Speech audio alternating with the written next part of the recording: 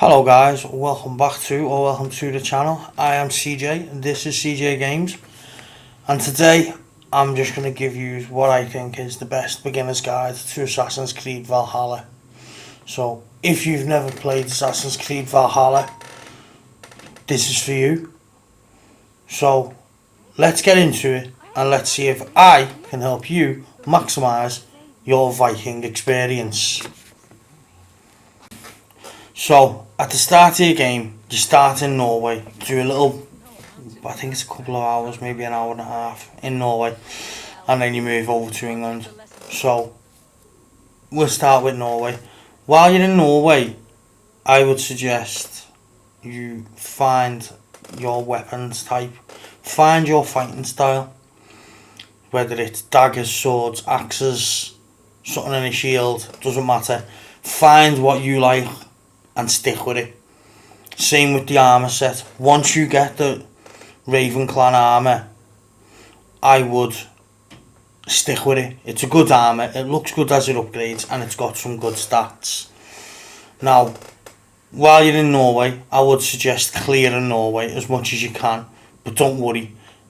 If you miss some bits or you can't because it's too high a power level, don't worry, you can go back. All you got to do is go into the world part on your menu, press triangle, it brings the atlas up, and at the start it'll just be England and Norway, and you can flip between the two whenever you want, and then as you do all the DLCs they pop up as well. So that's my first tip: find your fighting style and your armour set early on. Get your let's say I'd stick with the Raven Clan armour to start with because it is a good armour set. And find your weapon style, whether it's swords, daggers, let's say, it doesn't matter, and stick with them for at least the first 10 to 15 hours and upgrade them every chance you get. Now, upgrading can be done one of two ways. You can go to Gunner's Forge, and he will enhance your gear and your weapons. It doesn't upgrade them, it just enhances them so you get more upgrade slots, and you can do that up until you've got 10 slots on everything. To actually upgrade them, all you need to do is collect resources, which we'll get onto in a bit, and you can upgrade them anywhere, anytime. It doesn't matter. You don't need to go to a blacksmith to upgrade nothing. You can just do it on the fly.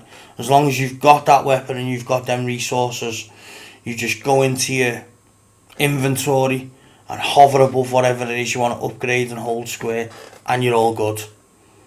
That's it. That's how easy it is to upgrade your gear. Only thing is you need to make sure you find enough resources. Now, this next tip will make sure you've always got enough resources to upgrade your weapons, your gear, and your settlement, which we'll get onto in a minute, but that's also very important. So, this tip is raid, and raid. Norway, England, doesn't matter where you are at the start of the game. Every chance you get to raid a monastery, a settlement, a fort that's within your power level, do it. Do it and collect everything you find in there. Every bit of resource, every chest has resources in. So it doesn't matter what it is. It's normally the forts where you get the most ones, or the bigger monasteries. But raid everything, because you'll get the resources you need to upgrade your weapons, your gear, like I said, and most importantly, your settlement. Now, upgrading your settlement and raiding is something you have to do they make you do it pretty early when you get to England anyway, because you need to upgrade Gunner's Forge, so you need to raid to get the materials, and then you need to upgrade it. But do not think that this is just a little something that they've put in as a bit of filler, that you need to upgrade your settlement, because it's not.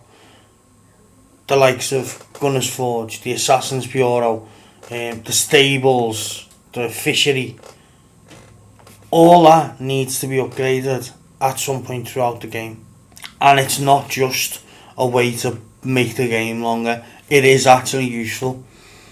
Gunner's Forge, obviously, you can upgrade, you can enhance your weapons, you can downgrade weapons, you can buy weapons and stuff. The Assassin's Bureau, without that you don't get the Leap of Fate, and you don't get quests off Bassam. Your stables is extremely important because you need to upgrade your horse quite often, or your mount, we'll say, because they didn't particularly stick to realism with Assassin's Creed Valhalla. Know what I mean? So you don't just have horses, you have mounts. So I've got, what's the stupidest one I've got? The stupidest one I've got is a Unibear. But that's by the by, it doesn't matter. You need to upgrade your stables because you need to teach your horse how to swim. You can improve your horse's stamina, you can improve your horse's health. So do not sleep on upgrading your settlement. And while we're talking about it, don't forget, like you've just seen on the screen then, ring that bell like a lot, because it boosts morale, and I think it gives you health boosts and other boosts as well. Gives you stat boosts every time you do it. I think I got plus 25 health on this. Let's see. Does it tell me? No, it must have told me earlier. So you do get perks for doing this, and it keeps the morale in your settlement up as well. So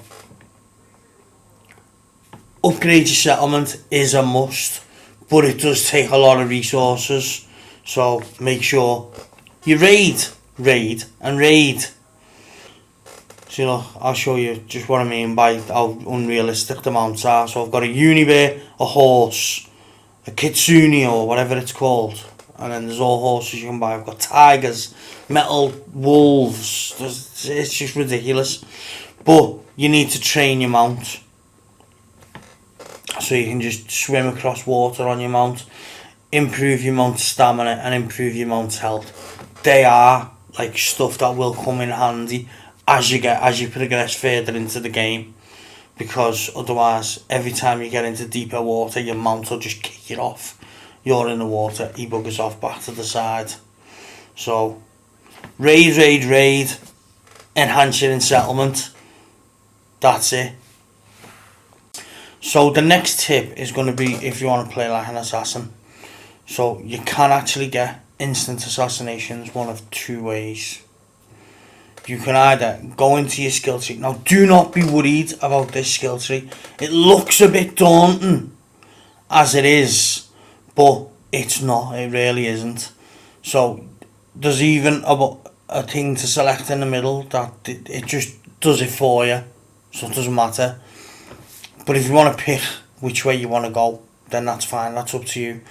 But you can actually buy with skill points, not with cash, buy with skill points in your skill tree, advanced assassination, and it gives you like a little mini game where you have to stop the white lines in the red boxes to instantly assassinate someone. But if you want a guaranteed effect and you just want it quick, go into your menu, go into your settings and the gameplay, and just scroll down until you find guaranteed assassination, and that will guarantee you assassination every time.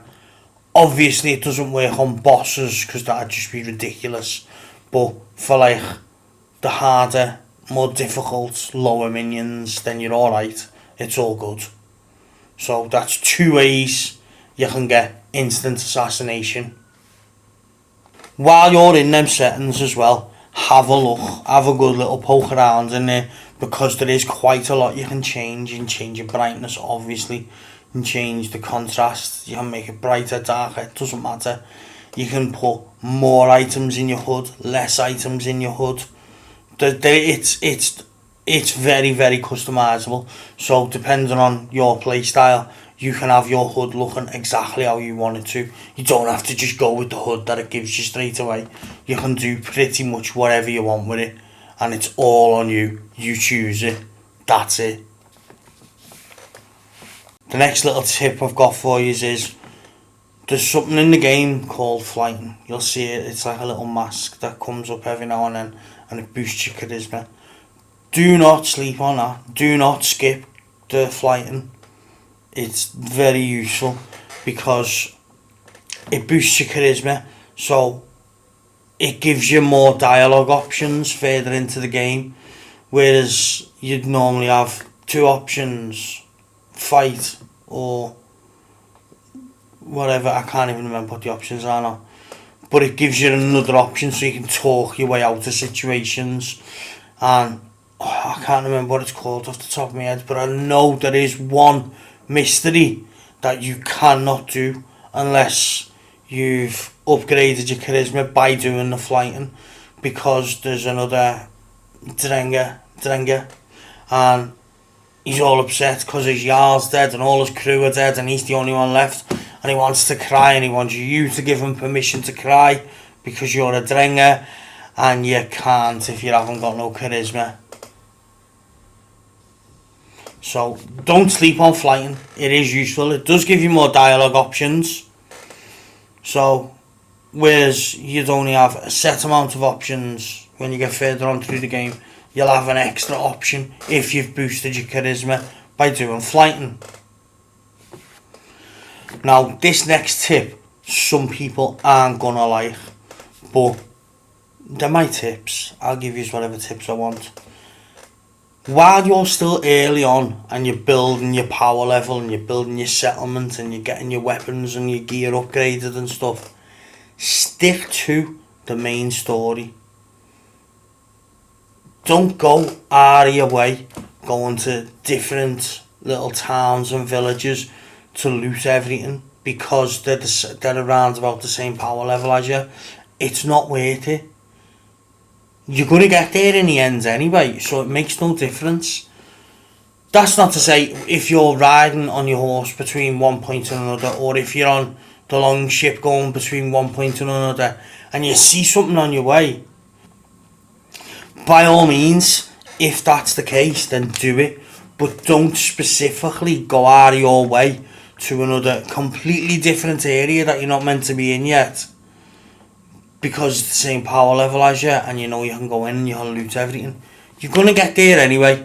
You're going to be able to loot all that stuff. You're going to be able to get the gear. It makes no difference, and it's just wasting your time.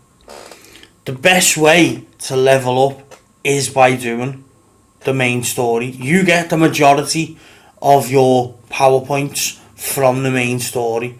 Yeah, you can get 6-7 extra by going into a different town or village and clearing everything out.